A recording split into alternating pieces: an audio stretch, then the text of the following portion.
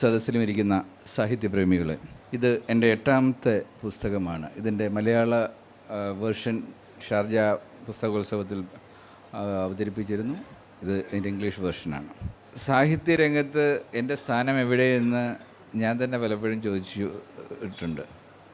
8 പുസ്തകങ്ങൾ എഴുതി, അതിൽ 3 മഹാകാവ്യങ്ങൾ എഴുതി. അത് കഴിഞ്ഞ 8 വർഷമായിട്ട് ഒരു ദിവസം പോലും ബ്രേക്കില്ലാതെ ഏതാണ്ട് 3000-ലേറെ അണുകവിതകൾ, 100-ലേറെ ഗാനങ്ങൾ, അതിൽ 3 ഓസ്കാർ സെലക്ഷൻ കിട്ടിയവ, ഇന്ത്യയിൽ നിന്ന് ആദ്യമായി സെലക്ഷൻ കിട്ടിയത്, ഓസ്കാർ ലൈബ്രറിയിലേക്ക് സെലക്ട് ചെയ്ത ബുക്സ്.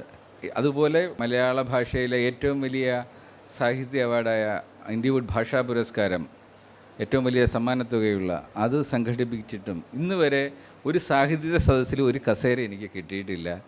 ഞാൻ ചോദിച്ചിട്ടുമില്ല, ആരും വിളിച്ചിട്ടുമില്ല. എന്തുകൊണ്ടാണെന്ന് മനസ്സുകൊണ്ട് ചോദിക്കുമ്പോൾ അമ്മ മനസ്സിരുന്ന് പറയും, മോനെ നീ എന്നെ നോക്കുക, അപ്പോൾ നിൻ്റെ വിഷമമെല്ലാം മാറിക്കോളൂ എന്ന് പറയും. ആരും വരാത്തത് കൊണ്ടല്ല, പലരും ക്ഷണിക്കും. പക്ഷേ വരുന്നവരെല്ലാം എന്നിലെ എഴുത്തുകാരനെ അല്ല നോക്കുന്നത്, സ്പോൺസർഷിപ്പ് കിട്ടുമെന്ന് ആദ്യം ചോദിക്കുന്നത്. അപ്പം ഞാൻ പറയും, ഞാൻ തിരക്കാണ്, എനിക്ക് വേറെ പരിപാടി ഉണ്ടെന്ന് പറഞ്ഞ് ഞാൻ അങ്ങ് പോകും. എനിക്കൊരു പ്രാഞ്ചി എഴുത്തുകാരനാവാൻ താല്പര്യമില്ല. എന്തെങ്കിലും എൻ്റെ എഴുത്തിനെ അംഗീകരിക്കുന്ന ആരെങ്കിലും വിളിച്ചാൽ പോകാമെന്ന് പറഞ്ഞ് ഞാൻ നിൽക്കും. അതുകൊണ്ടാണ് മാറിപ്പോയത്. അപ്പോഴാണ് ഞാൻ അമ്മയിലേക്ക് ഇറങ്ങി ചെല്ലുന്നത്. സ്വാതന്ത്ര്യകാലത്തിന് മുൻപ് തിരുവനന്തപുരം നഗരത്തെ വിറപ്പിച്ച 4 മഹിളകളുണ്ടായിരുന്നു രാഷ്ട്രീയ രംഗത്ത്. Shri KR Gouri, Sushila Gopalan, then Aisha Bai and Kasturibai എൻ്റെ അമ്മയാണ്. 3 പേര് കമ്മ്യൂണിസ്റ്റ് പാർട്ടിയുടെ തലപ്പത്തും ഒരാൾ കോൺഗ്രസിനെ നിയന്ത്രിക്കുന്നു. അതിൽ അന്ന് യൂണിവേഴ്സിറ്റി കോളേജിൽ, അന്നത്തെ മഹാരാജാസ് കോളേജിലെ മഹോപാധ്യായയിൽ ഫസ്റ്റ് റാങ്ക് വാങ്ങിയ വ്യക്തിയാണ് എൻ്റെ അമ്മ. ഏറ്റവും ബെസ്റ്റ് പ്രഭാഷക, കോൺഗ്രസിൻ്റെ ഏറ്റവും ശക്തമായ വനിത. മഹാത്മാഗാന്ധി മരിച്ചപ്പോൾ തിരുവനന്തപുരം നഗരത്തിൽ വനിതകളെ നയിച്ച ഇത് എൻ്റെ അമ്മയായിരുന്നു. അന്ന് നാട് കണ്ട ഏറ്റവും വലിയ ഫെമിനിസ്റ്റ്, ഒരുപക്ഷെ കേരളം കണ്ട ഏറ്റവും വലിയൊരു ഫെമിനിസ്റ്റ്.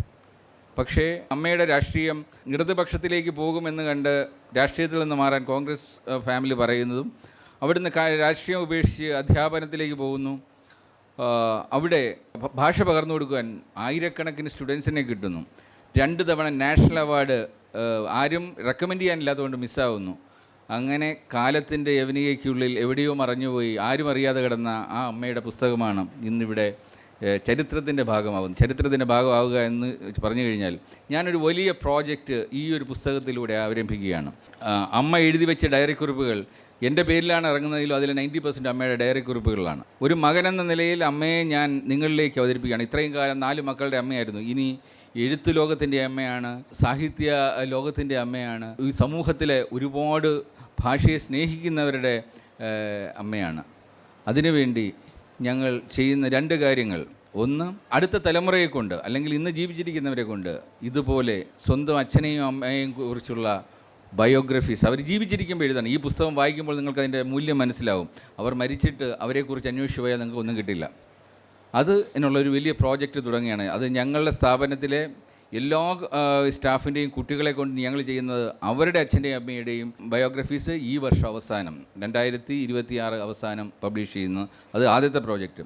രണ്ടാമത്തത്, അമ്മയുടെ പേരിൽ എഴുത്തച്ഛൻ പുരസ്കാരത്തിനേക്കാളും വലിയൊരു പുരസ്കാരം, പുതിയ ഏറ്റവും ബെസ്റ്റ് കൃതികൾ, ഭാഷയിലെ ഏറ്റവും ബെസ്റ്റ് കൃതികളെ പ്രൊമോട്ട് ചെയ്യുന്നതിന് വേണ്ടിയുള്ള എസ്പെഷ്യലി ബയോഗ്രഫീസിനെ പ്രൊമോട്ട് ചെയ്യണം. കാര്യം ബയോഗ്രഫിയിലൂടെയാണ് ഓരോ വ്യക്തിയും ഒരു ലൈഫ് ലോങ് കണ്ടറിഞ്ഞ, അതായത് മായം ചേർക്കാത്ത പരിശുദ്ധമായ ജീവിതത്തിൻ്റെ വഴിയിൽ കണ്ടെത്തിയതെല്ലാം ആ പുസ്തകത്തിലുണ്ടാവും. അതിനകത്ത് ചരിത്രത്തിൻ്റെ പല അംശങ്ങളുണ്ടാവും, അനുഭവങ്ങളുടെ അംശങ്ങളുണ്ടാവും, സ്നേഹത്തിൻ്റെ അംശങ്ങളുണ്ടാവും.